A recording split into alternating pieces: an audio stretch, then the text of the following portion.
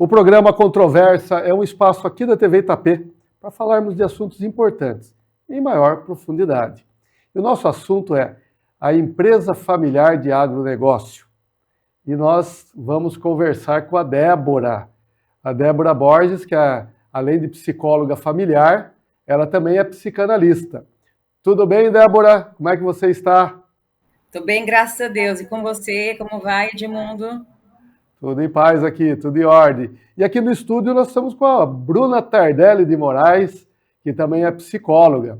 E a gente vai falar do seguinte: aqui em Itapetininga, 80% das propriedades rurais, né, dos produtores rurais, são empresas de pequeno e médio porte. Né? Essas empresas, elas naturalmente, a maioria, a grande maioria, são de origem familiar, que passa ali a gestão de pai para filho. E aí, família é sentimento, emoção, empresa, decisões racionais. Então, por isso que nós trouxemos duas psicólogas para falar sobre o tema. E eu vou perguntar aí para a Débora, como é que fica essa situação aí dentro de uma família que tem uma empresa, Débora? Boa pergunta, né, Edmundo? Isso vale para não existe um tipo de família e nenhum tipo de empresa. São vários perfis. E é o que você falou, né? A família envolve pessoas, emoções, sentimentos, e a empresa é composta por pessoas, mas muito por números, por resultados, por metas. Então, a empresa familiar tem uma característica diferenciada de outras empresas, porque os membros, as pessoas que compõem a empresa, são parte da família. Então, o relacionamento não é só no fim de semana, no churrasco, nas festas de fim de ano, enfim, não.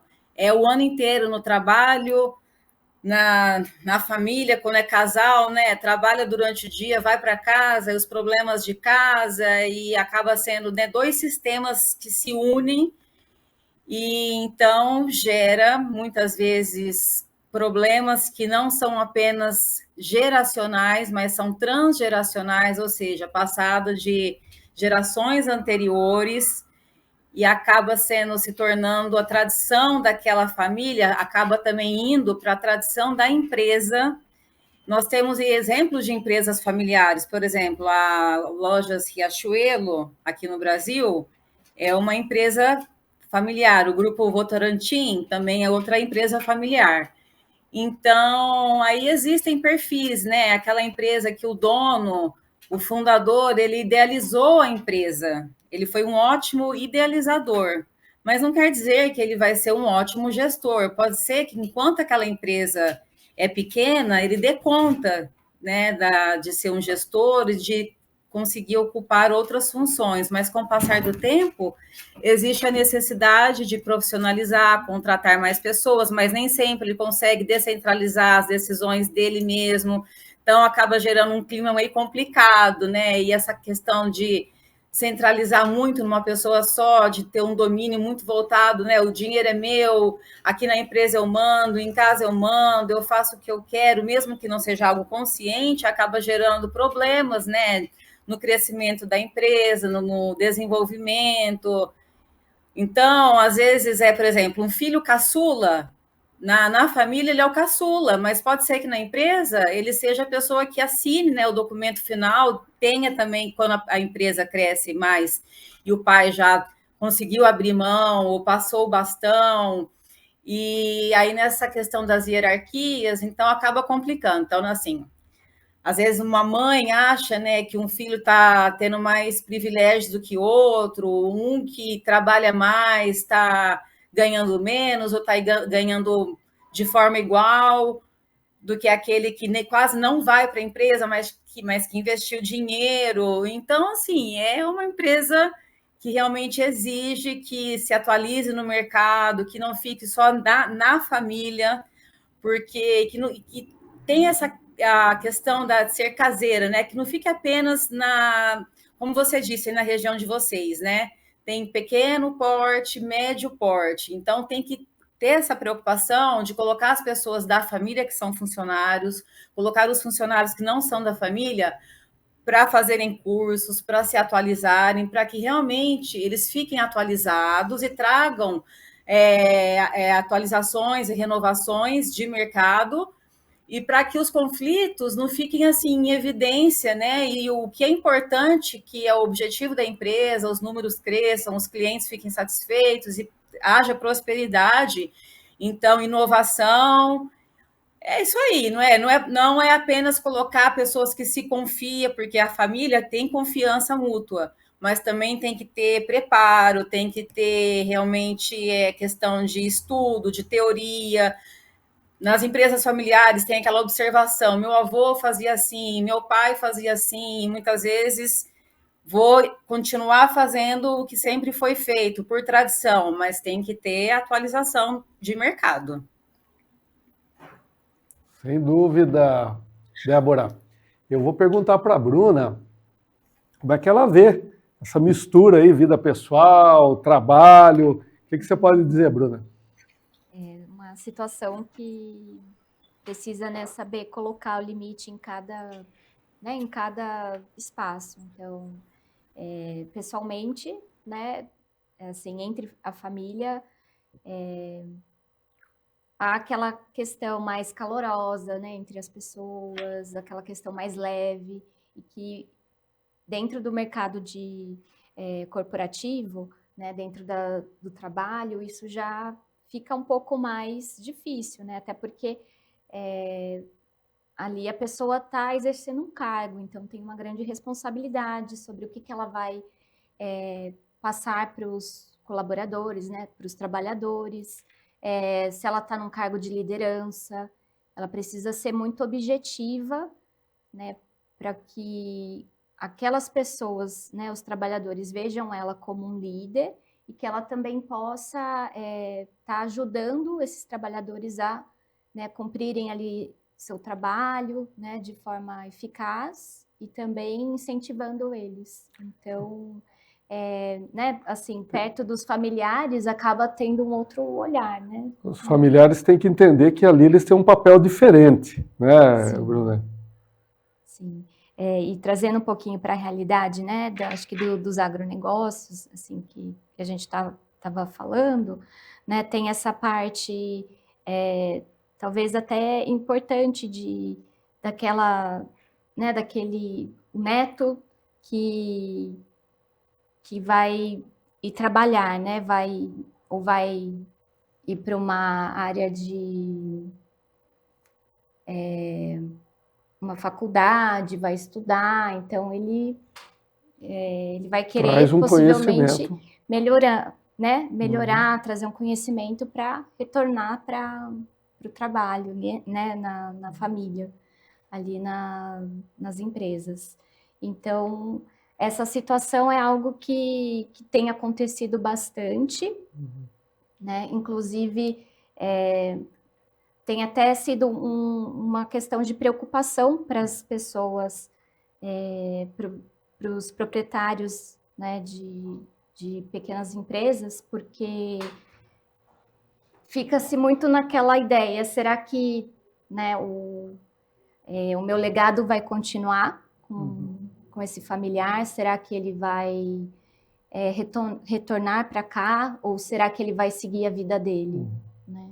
Então, tem familiares que já, né, no começo se preocupam com isso e querem, de alguma forma, ter profissionais ali que ajudem nessa parte da sucessão, né? E aí, com isso, fica mais fácil né, da pessoa poder ver, assim, quem tem mais o perfil, né, quem quer também, porque isso exige querer, né? Exige Sim. da pessoa esse olhar mais atento, mais profissional, aprofundado, né, do que precisa ser feito na empresa. Perfeito. E tem uns que já não se veem também nesse lugar, né? Não querem dar ordens ou não querem levar esse legado porque não se adequa ao perfil, né? Gosta de outras coisas, prefere estar, né, em uma outra área. Então, é algo bem necessário de ser olhado. Eu acredito que agora o agronegócio ele é muito forte aqui na nossa região, né? Assim, tanto aqui em Itapetininga, né? O estado de São Paulo em si, Rio Grande do Sul, Paraná, Mato Grosso do Sul, né? É muito forte. Então, acredito que hoje as pessoas já têm um pouco desse olhar de entender que, né, esse setor ele é importante tanto nacionalmente, Sim, né, como perfeito. também dentro das cidades, né? Cidades acabam desenvolvendo bastante por conta né, dos setores aí de agropecuária, né? Então, isso pode ajudar bastante as famílias a pensarem, né, nesse sentido né, de dar sucessão para Sim, perfeito, algum perfeito. parente, né? Isso é bem necessário. Muito bem, Débora, a Bruna falou de sucessão, né?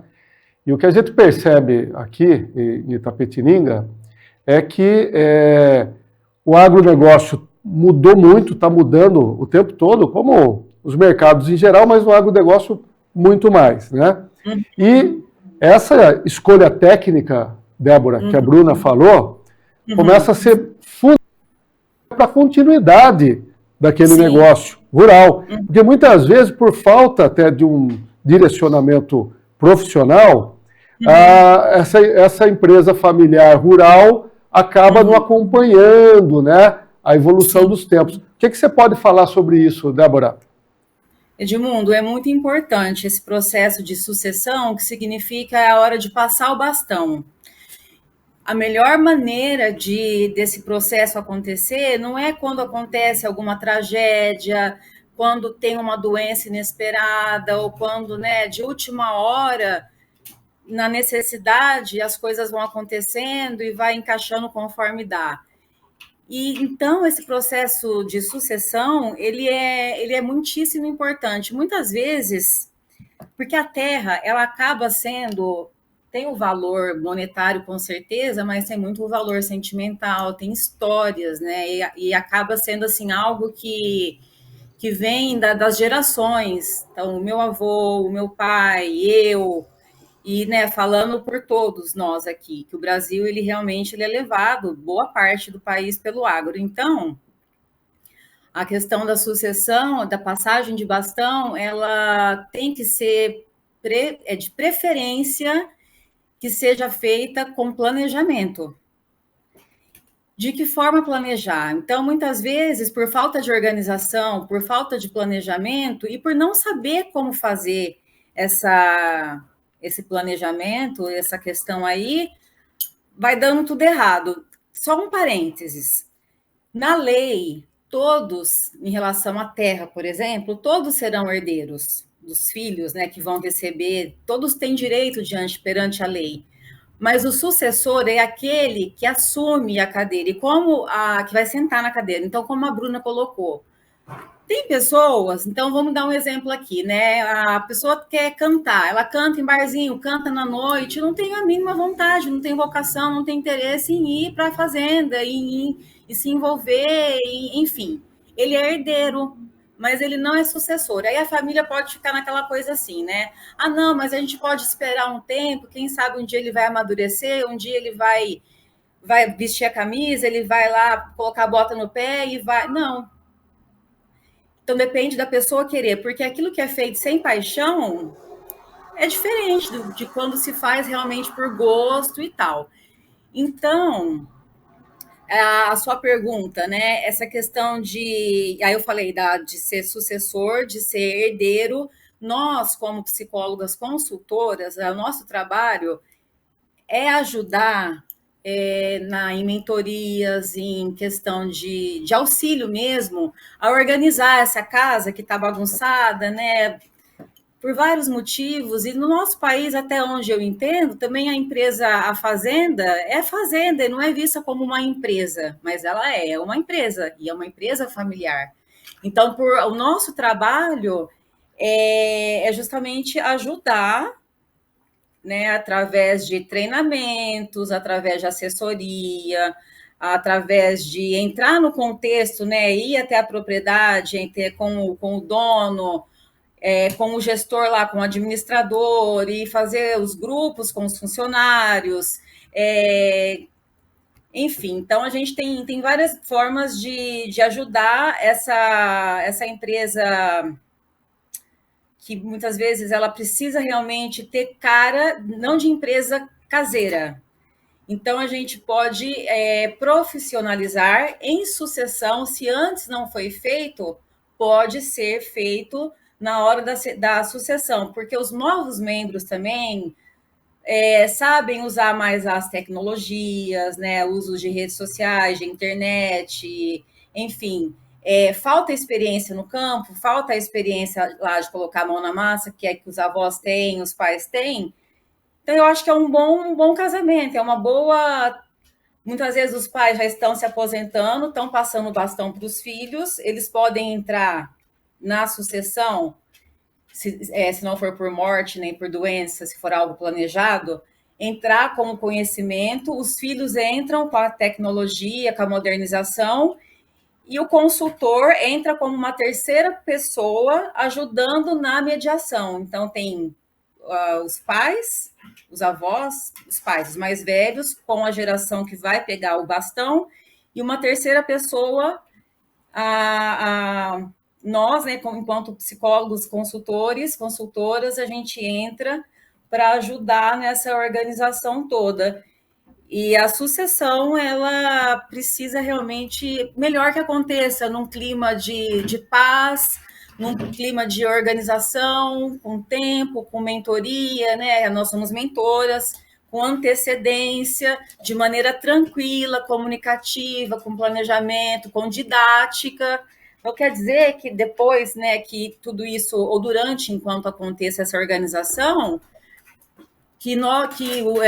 seremos um funcionário lá fixo, né, na fazenda ou na empresa. Não, é por pouco tempo, em semanas, em poucos meses, já existe um resultado, já existe como ver diferença, né? E, enfim, então a sucessão ela é importante porque ela transmite legado, ela sustenta a tradição e ajuda herdeiros que não conseguem muitas vezes se posicionar, que estão em dúvidas, mas que querem muito, né, corresponder à expectativa dos pais, e os pais depositando expectativas nessa segunda geração ou terceira, e então ajuda, né, a direcionar a carreira, a desenvolver talentos. Pode ser que tenha também pessoas que são herdeiras que acham que não têm talento para coisa, mas no nosso processo aí de mentoria a gente pode reconhecer, ajudar, né, essas pessoas talentosas a se manifestarem, aos talentos virem, e esclarecer, né, toda uma questão que muitas vezes é complicada de se organizar por si só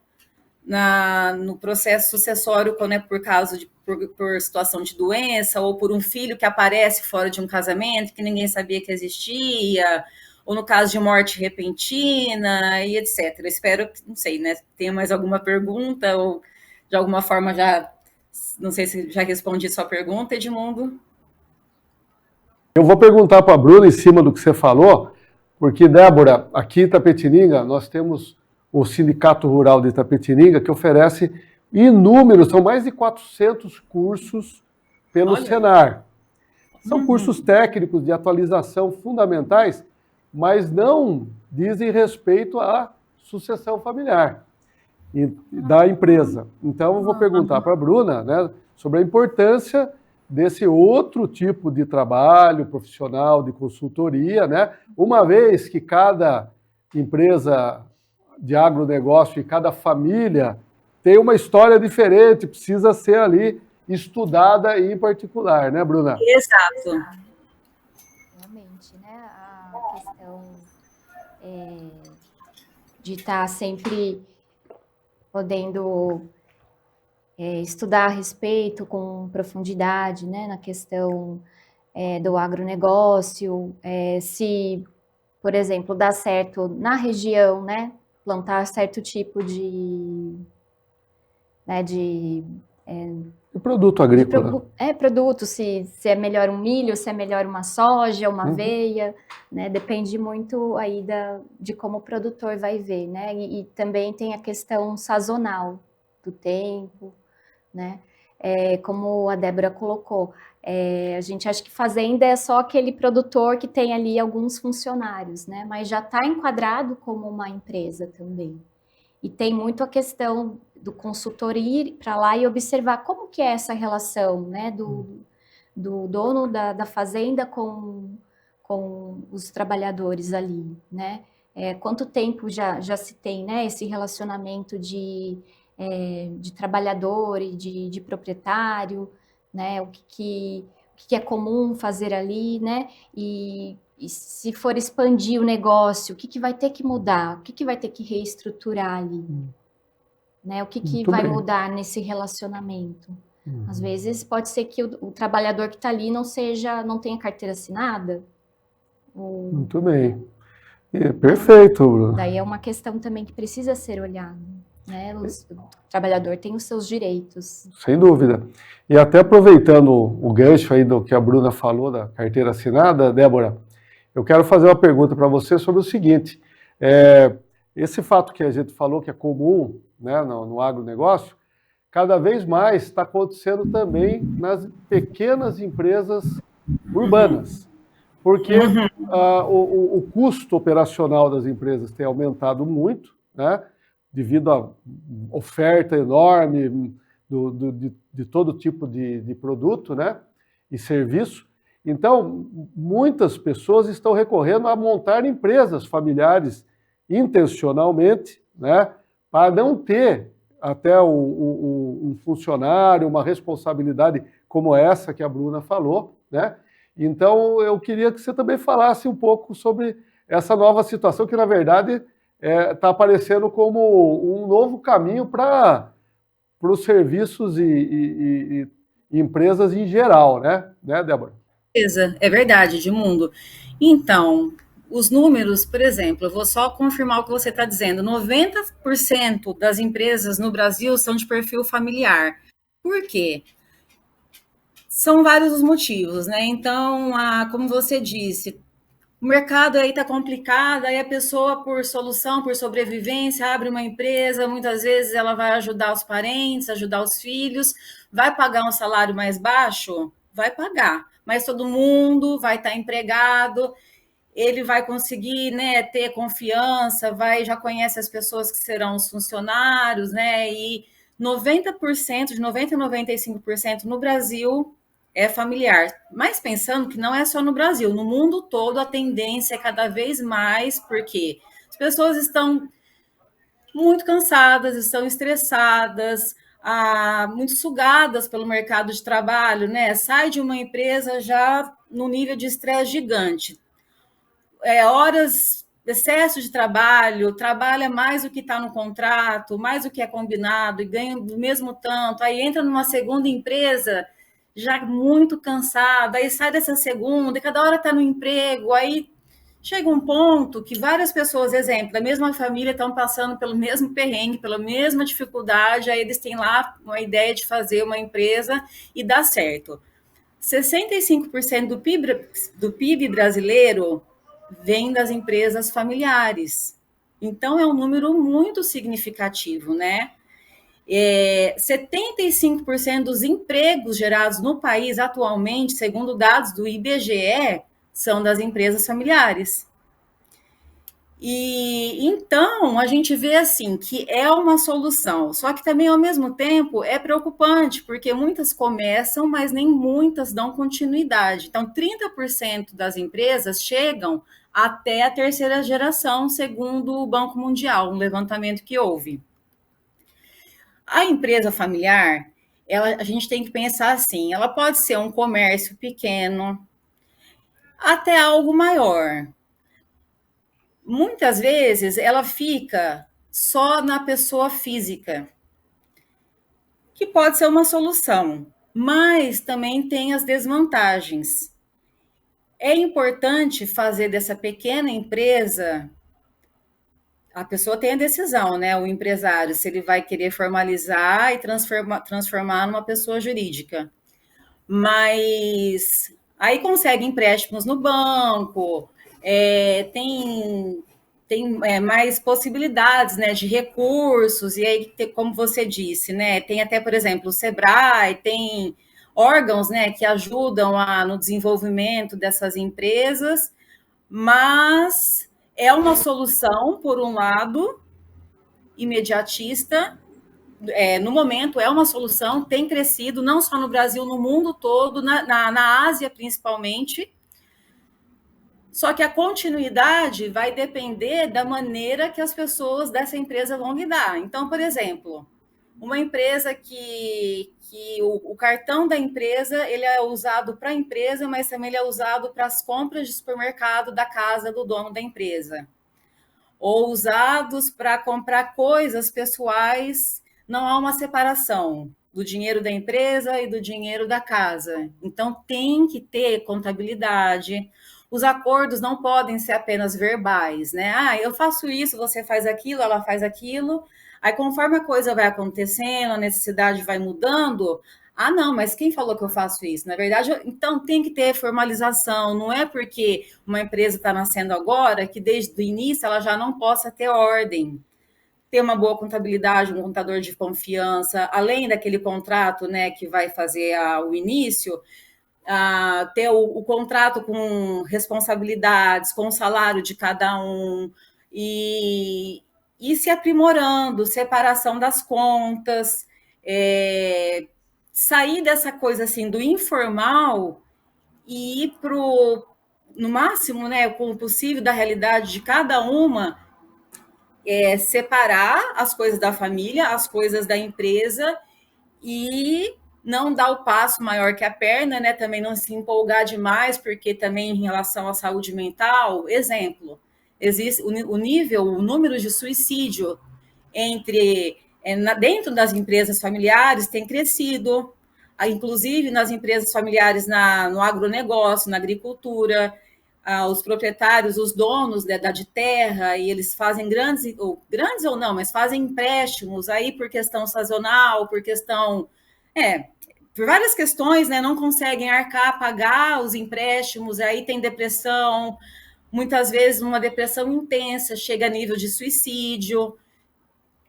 Então, existe toda uma questão de saúde mental que, por um lado, traz autonomia. Nossa, agora eu não tenho patrão, ou meu patrão é alguém da minha família. A gente agora é uma equipe, a gente está começando... E é bom por um lado. Só que as coisas também têm que serem feitas de forma estruturada. E, mais uma vez, o nosso trabalho também é para ajudar nessa estruturação, num planejamento não apenas de sucessão, mas de carreira, de desenvolvimento de negócio, pensando que algo que pode ser bom, que pode ser maravilhoso, que pode ser libertador, também pode ser, né, uma faca de dois gumes. E é preocupante, então tem toda uma questão. É ótimo, por um lado, só que tem que ser feito realmente com cautela, não só apenas com... Não é porque aquelas empresas estão dando certo, que a minha tem mais ou menos o mesmo perfil, que eu vou pegar a fórmula e fazer as mesmas regras, os mesmos procedimentos. Não, tem que ser algo personalizado, customizado, tem que ser algo bem estudado, sob medida. Então, é o que a Débora falou, né? Essa consultoria é tão importante porque ela preserva a empresa, né, que é o negócio que sustenta a família, e também a saúde mental dos familiares, né? Então, hoje a gente tem que olhar esses dois lados aí para que qualquer negócio que seja tenha sucesso, né? Exato. A nossa conversa está muito boa. Eu vou convidar a Débora e a Bruna para a gente fazer um novo programa, porque o nosso horário já está acabando. E eu vou pedir para a Débora fazer suas considerações finais aí, falando dessa importância da consultoria aí para as empresas familiares. Olha, obrigada pela oportunidade, então, Edmundo. Realmente, né, uma família que começa com boas expectativas e tem planos, oportunidades de realmente mudar de vida, de melhorar. Se não tiver uma boa orientação, se não tiver um bom plano, às vezes tem dinheiro, às vezes o problema não é a falta de dinheiro no início dessa empresa, é falta de estratégia, é falta de treinamento, é falta de diagnóstico, de desenvolvimento, de muita coisa que um profissional como nós, né, o nosso serviço pode ajudar. E aí, então, uma família que até então não tinha problema de relacionamento, pode ter divórcio, pode ter briga entre filhos, pode ter desavença, pode ter muita coisa, problemas de laços familiares, problemas de saúde mental por falta de estratégia. Então, a minha consideração, assim, né, uma das considerações não hesite em nos procurar, a gente está eu me coloco à disposição em ajudar, né? Então, a psicologia ela não está apenas restrita aos consultórios, a um, né? O psicólogo e o cliente, o paciente. Já evoluiu muito com o passar dos anos e cada vez mais, principalmente depois da pandemia, dá para ser feito online, dá para ser feito híbrido, algumas vezes presencial, outras vezes também assim igual a gente está fazendo, dá para fazer treinamentos em grupo, dá para inclusive treinar, conversar, mediar, trabalhar com a família e com o profissional à distância. Não hesite e não economize.